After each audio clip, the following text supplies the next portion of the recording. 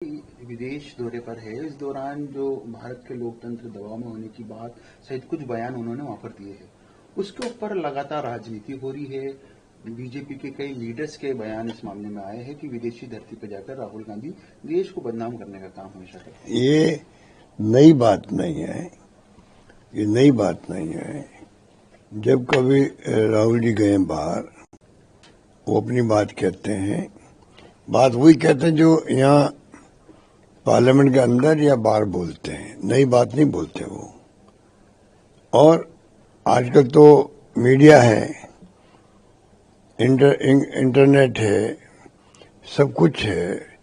कौन सी बात है जो यहाँ बोलते हैं तो दुनिया नहीं सुनती है, वही बात है जो यहाँ बोलते हैं वो वही बात वही बोलते हैं। तो ये जो इनके बारे कहने कुछ है नहीं, इसलिए ये इस प्रकार की बात करते हैं जिससे कि जनता भ्रमित हो जाए कि वास्तव में राहुल जी को विदेश में जाके क्या भूल गए वो। मेरा मानना है कि मोदी जी ने खुद ने कहा कि मेरे प्रधानमंत्री बनने के पहले हालात ये थे देश के अंदर, लोग कहते थे हम किस मुल्क किस घड़ी में पैदा हुए, ऐसा कुछ शब्द बोले थे वो इस देश के अंदर कि इस देश में कुछ नहीं हो सकता है, कुछ नहीं हो सकता है, कुछ नहीं हो रहा है। और पता नहीं ऐसा सब काम लिए जो बहुत ऑब्जेक्शनेबल था उस वक्त में कि कहाँ हम पैदा हो गए, इस प्रकार से मायने उसके ये थे। तो अगर मुल्क के बारे में ये कहें 14 के पहले कुछ नहीं था मुल्क, हमें पैदा ही क्यों हुए, तो आप सोच सकते हो कि उनके मायने क्या थे। तो पब्लिक को इस प्रकार भ्रमित करने का काम इसलिए करते हैं कि बहुत घबरा गए हैं। और राहुल गांधी जिस प्रकार अटैक कर रहे हैं, चाहे वो वोट चोरी का हो, बेरोजगारी का हो, महंगाई का हो या ध्रुवीकरण का हो, अब लोग धीरे धीरे सब समझ के बातों को कि हमें ध्रुवीकरण के नाम पे बिना मतलब में भ्रमित किया जा रहा है। तो घबरा करके इस प्रकार के आरोप लगाते राहुल गांधी पर। वो कोई नई बात नहीं बोलते जो कि पहली बार बोली हो वहां पर, ये मेरा मानना है। सोनम वांगचुक की जो पत्नी है, उन्होंने सुप्रीम कोर्ट में याचिका लगाई है। सोनम वांगचुक जोधपुर की जेल में बंद है, किस तरह देखते हैं लेह लद्दाख? देखिए, सोनम वांगचुक जो है वो इतना बड़ा एक्टिविस्ट है, शिक्षा के ऊपर, पर्यावरण के ऊपर, अनेकों सब्जेक्ट पे वो एक्टिविस्ट की तरह काम करते हैं। और पूरे लेह लद्दाख के अंदर उनका हाईएस्ट रेस्पेक्ट है। ये मोदी के समर्थक थे, कहीं जाते थे तो मोदी के बारे में बोलते थे, उनकी तारीफों के पुल बांधते थे। अचानक क्या हो गया कि वो उनको धाराएं ऐसी लगानी पड़ी कि आप उनको जोधपुर जेल भेज दो, ये समझ के परे हैं।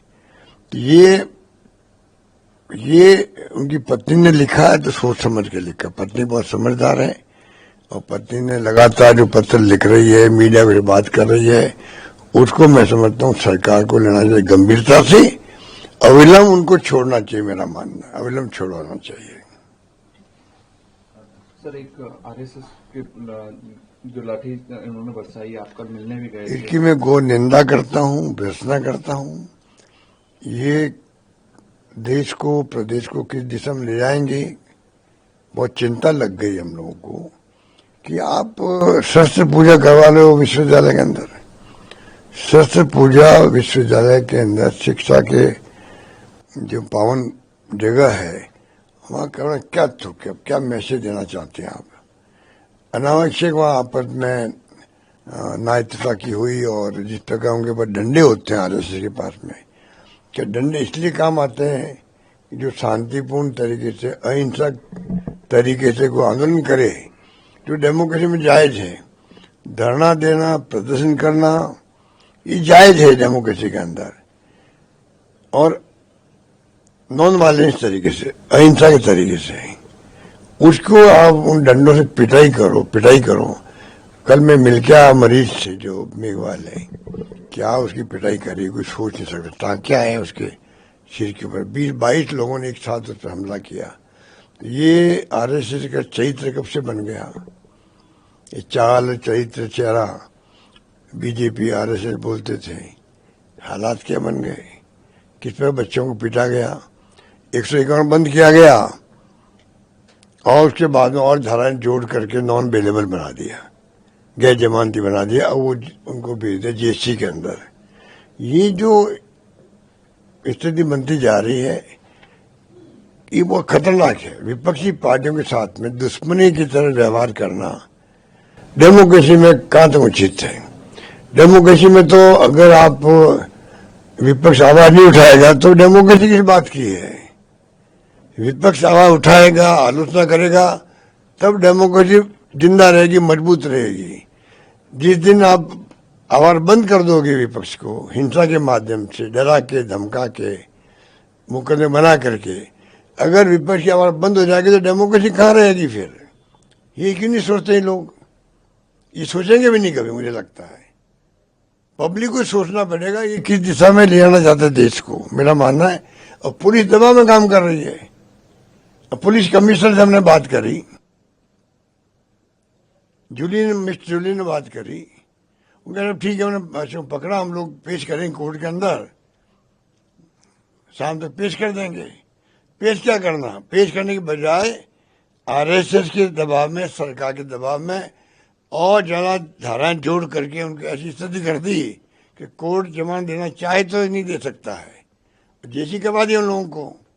ये क्या तरीका बताइए आप लोग, क्या तरीका है। ये एनएसयू के छात्र हैं, उनका हक बनता है कि हम अपनी बात कहें। ये स्थिति कर दी इन्होंने। चुनाव करवा नहीं रहे लोग, चुनाव करवाएंगे तो नई लीडरशिप पैदा होगी इन्हीं में से, चाहे वो बीजेपी के हो, आरएसएस के, क्या आप एबीवीपी के हो, चाहे एनएसयू के हो, चाहे एएसएफ के हो, एसएफआई के हो, कोई हो। वो चुनाव में तो उतरे मैदान में है, रोक अलग लगा दी, पिटाई अलग कर रहे हो आप, पिटाई भी कर रहे हो, चुनाव नहीं करवा रहे हो। ये कहाँ की समझदारी है बताइए आप। तो ये स्थिति जो बन रही वो अच्छी नहीं बन रही है। राजस्थान के अंदर भी माहौल अच्छा था राजस्थान के अंदर, आज स्थिति ऐसी बनती जा रही है। मैं तो घोर निंदा करता हूँ जिस प्रकार व्यवहार कर रही पुलिस और जिस प्रकार से पिटाई की गई इन बच्चों की, छात्रों की, एनएसयू के कार्यकर्ताओं की, मैं इसकी निंदा करता हूँ। एनसीआरबी का रिकॉर्ड आया,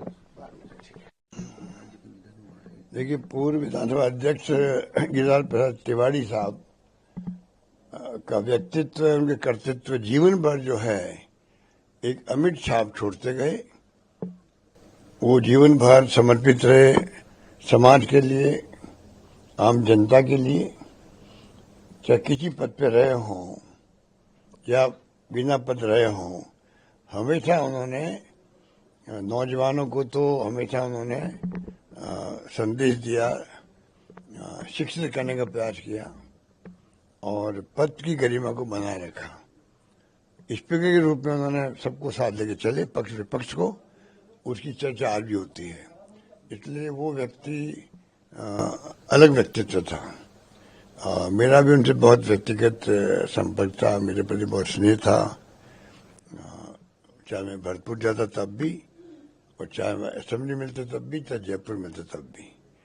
उनका जाना हम सबके लिए बहुत बड़ा दुखद है और सत्य हुई है सबको, समाज को भी सत्य हुई, क्योंकि वो सबको ही साथ लेके चलते थे, समाज को भी। तो उनकी आत्मा को ईश्वर शांति प्रदान करे, उनके परिवारजनों को दुख को सहन करने के लिए शक्ति दे। बिजनेस अच्छा हो सकता है, लेकिन अगर नाम नहीं दिखा तो पहचान कैसे बनेगी। अब टेंशन छोड़िए, द फैक्ट इंडिया आपके बिजनेस को देगा वो पहचान जो पूरे राजस्थान में हर किसी तक पहुंचे। न्यूज चैनल पर विज्ञापन, पॉडकास्ट और प्रमोशन के जरिए आप सीधे 5 लाख सब्सक्राइबर और 10 करोड़ से ज्यादा व्यूज तक अपनी पहुंच बना सकते हैं। तो देर किस बात की, आज ही द फैक्ट इंडिया से जुड़िए और अपने बिजनेस को बनाइए हर घर का नाम।